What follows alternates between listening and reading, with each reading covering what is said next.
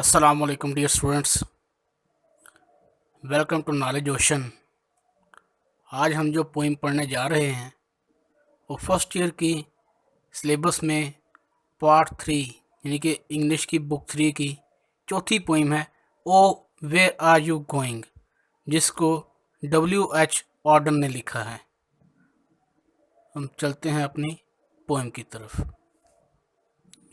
ये basically 4 stanza के ऊपर मुश्तमिल ये पोइम है।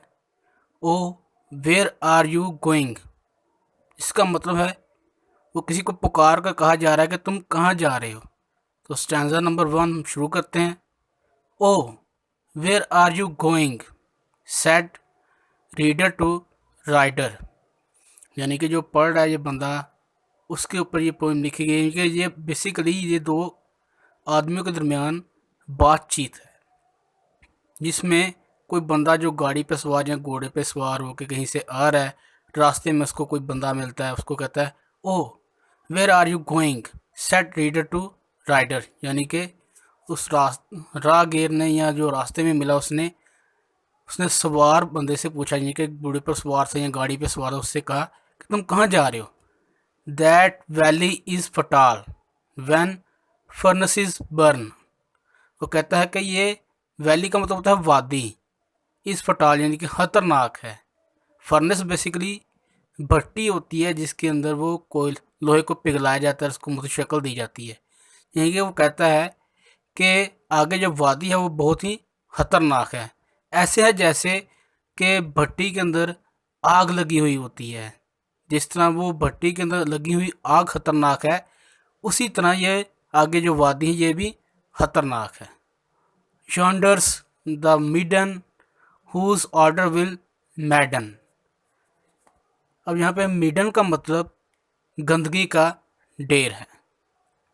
ऑर्डर्स विल मैडन, ऑर्डर्स का मतलब है बदबू, मैडन यानी कि पागल कर देना। अब कहता है कि जब तुम थोड़ा सा आगे जाओगे तो वहाँ पे तुम्हें गंदगी का ढेर मिलेगा, जो तुम्हें जिसकी बदबू तुम्हें पागल कर देगी। That gap is the grave where the tall return, वो कहता है कि आगे जो तुम्हें जो घड़ा नज़र आ रहा है आगे रास्ते पर, ये एक कब्र की मानद है जिसको अबूर करने के लिए बहुत से बहादुर लोग आए, लेकिन बिलाहर पार करते करते इसके अंदर गिर गए और यही उनकी कब्र बन गई। चलते हैं हम स्टैंजा 2 की तरफ। O do you imagine said fearer to farer, imagine का मतलब होता है ख्याली, फियर डरने वाला, फॉरर दूर से आने वाला। फॉरर दूर से आने वाला वही है जो कि घुड़सवार या फिर कार पे सवार हो क्या है। फिर का मतलब वो है जो डरपोक है, जो उससे कह रहा है कि गंदगी का ढेर है, फलां है, तुम कहाँ है, ये वो बात कर रहा है। ये फिर का मतलब उस आदमी से है। ओ डू यू इमेजिन, क्या तुमने सोचा है, डरने वाले ने दूर से आने वाले से कहा। That dusk will delay on your path to the pass, वो कहता है कि जो रात की स्याही जो फैल रही है ये तुम्हारे रास्ते में रुकावट बन जाएगी, यानी कि तुम्हारा रास्ता लंबा कर देगी, तुम्हें देर हो जाएगी। जो diligent looking discover the lacking, diligent का मतलब यहाँ पे जो कि खुश शक्ल लगना, बहादुर लगना, जहीन लगना। वो कहता है कि ये जो तुम खुद को लग रहा है ऐसे कि तुम ज़हीन हो, पढ़े लिखे हो, खुश शक्ल हो, बहादुर हो, ये असल में बेसिकली तुम्हारे अंदर इन चीज़ों की कमी है। Your footsteps feel from grey night to grass, वैसे ग्रे नाइट तो एक पत्थर का नाम है, लेकिन यहाँ पे ग्रे नाइट से मुराद तकलीफ हैं, मुश्किलात। वो कहता है कि अगर तुम चले भी जाओ आगे, तुम जाते भी जाओ तो तुम्हें बहुत सारी मुश्किलात को अबूर करने के बाद तुम्हारा कदम जो है वो घास के ऊपर लगेगा। हम चलते हैं स्टैंजा 3 की तरफ। O what was that bird said horror to hearer, उसी खौफज़दा ने उस सुनने वाले से कहा। यानी कि खौफज़दा बंदा वही है जो डरपोक है, और हिरर से मुराद वही है बंदा जो दूर से है। O what was that bird said horror to hearer. वो कहता कि क्या तुमने देखा है कि वो जो परिंदा जो है वो क्या है, जो झाड़ियों के अंदर वो बैठा हुआ एक परिंदा है वो क्या है। Did you see that shape in the twisted trees. और ये जो दरख्तों की शाखें जो आपस में एक समय पेवस्त हैं वो एक शक्ल बना रही हैं, क्या तुमने वो देखी है।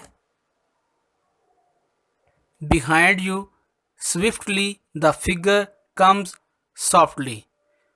और अगर तुम आगे जाओ भी तो एक अजीब सा खौफ जो है वो तुम्हें घेर लेगा। यानी कि तुम्हारा रास्ता रुकेगा, तुम्हें डर लगेगा, अजीब सा खौफ कि तुम अकेले हो, मुश्किलात आएंगी। The spot on your skin is a shocking disease. चौथी लाइन में से ये कह रहा है कि तुम्हारे चेहरे के ऊपर कुछ दाग लग रहे हैं, कुछ छोटे छोटे कुछ दाग बने हुए हैं, वो किसी खतरनाक बीमारी की अलामत लगते हैं। चलते हैं स्टैंजा 4 की तरफ।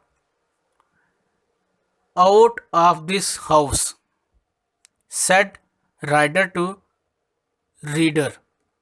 अब स्टैंजा 4 में जो दूर से आने वाला बंदा था वह पहले 3 स्टैंजा में उस डरपोक आदमी की बातें सुनता रहा।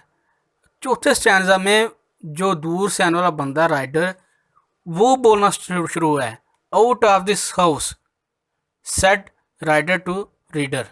रीडर से मुराद वही राहगीर है, और राइडर से मुराद दूर से आने वाला बंदा। वो कहता है कि मेरे रास्ते से हट जाओ। Yours never will said farer to fearer. Farer दूर से आने वाला बंदा, फीरियर वही डरपोक।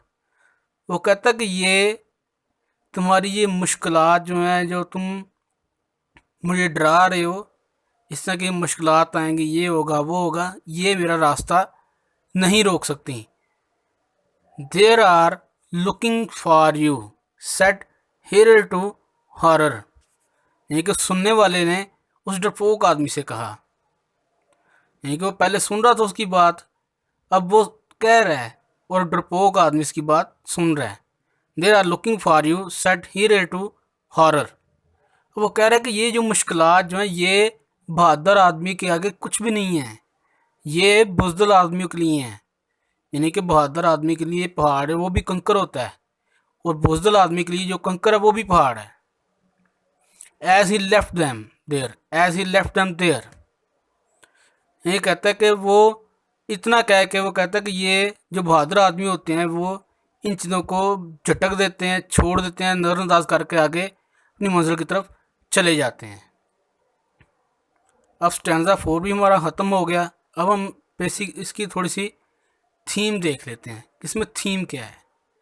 इसमें थीम यह है, पूरी नज़म पढ़ के हमें ये पता चला कि इसमें बेसिकली उसने ज़िंदगी में आने वाली मुश्किलात यानी कि डिफ़िकल्टीज़ ऑफ लाइफ के ऊपर बात की है। इसमें उसने बात की है ब्रेविटी की, बहादुरी की, इसमें इनकरेजमेंट है, इसके अंदर हॉरर भी है यानी कि फियर भी है। इसके अंदर यानी कि आप 4 थीम लिख सकते हैं। यानी कि फियर, पहला थीम हो गया फियर, दूसरा थीम हो गया डिफ़िकल्टीज़ ऑफ लाइफ, तीसरा थीम हो गया ब्रेविटी, चौथा थीम हो गया ये हमारा वही वो बात कर रहा है। चौथा थीम है ब्रेविटी के अलावा वो कह रहा है कि मैं आगे जाऊंगा और ये काम करूंगा, यानी कि वो अपनी बहादुरी दिखा रहा है, हौसला, इनकरेजमेंट बात कर रहा है वो उसमें। फियर पहला थीम, दूसरा थीम हमारा हो गया इसमें डिफ़िकल्टीज़ ऑफ लाइफ, तीसरे में ब्रेविटी, चौथे में इनकरेजमेंट। ये हमारे थीम हो गए। यहीं पे हमारी वीडियो का अख्ताम हुआ। उम्मीद करते हैं आपको ये वीडियो पसंद आई होगी। अगर वीडियो पसंद आए तो लाजमी हमारे चैनल को सब्सक्राइब करें, क्योंकि हम बहुत मेहनत से आपके लिए ये वीडियो बनाते हैं, और कमेंट में हमें कुछ अगर आप अपनी राय देना चाहें तो वो भी दे सकते हैं, तो कमेंट और शेयर ज़रूर कीजिएगा। तब तक के लिए नेक्स्ट वीडियो में, तब तक के लिए अल्लाह हाफिज़।